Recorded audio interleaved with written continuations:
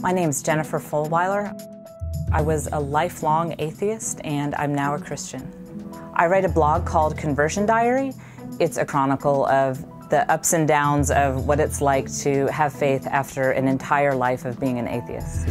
I never believed in God, not even as a child. When my dad would come read books to me at night, I believe I was in 4th or 5th grade, and our nightly reading was Carl Sagan's Cosmos.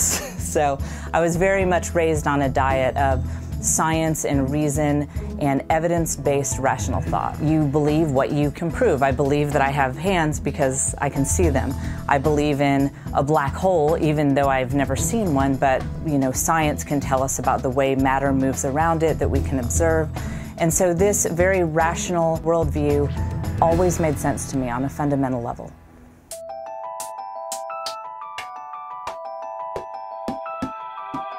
Before I got to the point that I could really start researching faith with an open mind, something had to happen. And for me, that occurred after my first child was born. I looked down and thought, what is this baby? And I thought, well, from a pure atheist materialist perspective, he is a collection of randomly evolved chemical reactions.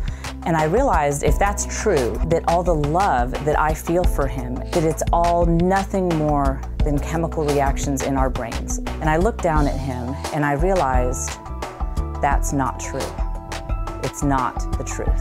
I didn't know where to go from there, but that's what prompted me to start researching topics of spirituality.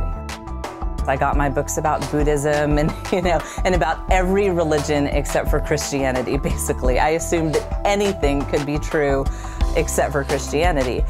And my husband, who considered himself a non-practicing Christian, said, you might want to start with the one major world religion whose founder claimed to be God. After all, that's a really easy claim to disprove if it's not true.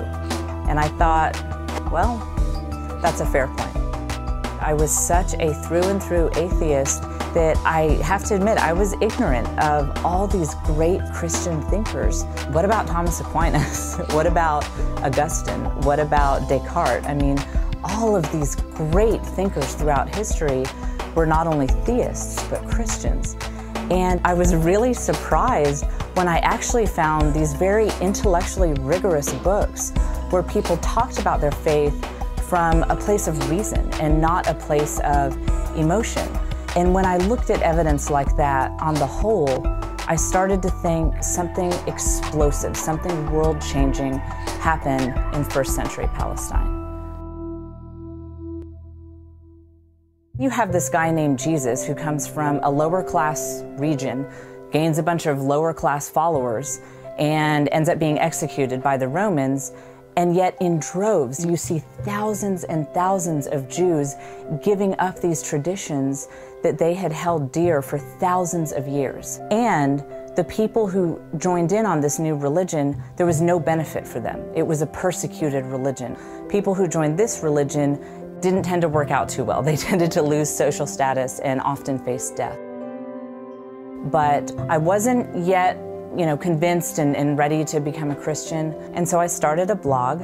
I just threw out every hard question I could think of. I just put it all out there on the blog. And as I would watch the atheists and the Christians go back and forth and debate, I realized we atheists, we don't have the lock on reason that I thought we did. But what I saw with the Christians was they had that too. They had all the knowledge of science and material world that we atheists did, but yet they had the total picture of the human experience of love and triumph and hope, and they could articulate that in a way that the atheists couldn't.